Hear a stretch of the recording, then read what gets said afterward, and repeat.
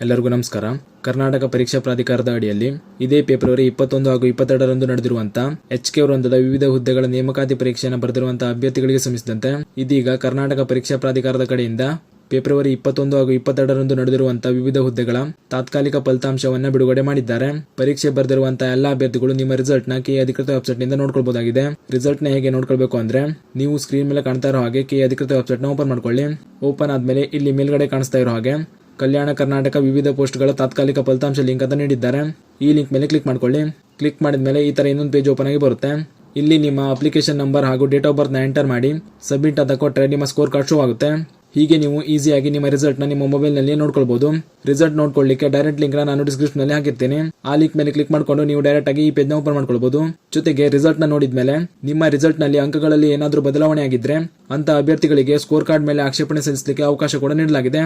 ಆಕ್ಷೇಪಣೆ ಸಲ್ಲಿಸುವಂತಹ ಅಭ್ಯರ್ಥಿಗಳು ಕೆಇಎ ಅಧಿಕೃತ ವೆಬ್ಸೈಟ್ ನಲ್ಲಿ ನೀಡಿರುವಂತಹ ಇಲ್ಲಿ ಮೇಲ್ಗಡೆ ನೀಡಿರುವಂತಹ ಆಕ್ಷೇಪಣೆ ಲಿಂಕ್ ಮೇಲೆ ಕ್ಲಿಕ್ ಮಾಡಿಕೊಂಡು ನಿಮ್ಮ ಅಂಕಪಟ್ಟಿಯ ಮೇಲೆ ಆಕ್ಷೇಪಣೆ ಕೂಡ ಸಲ್ಲಿಕೆ ಮಾಡ್ಕೊಳ್ಬಹುದು.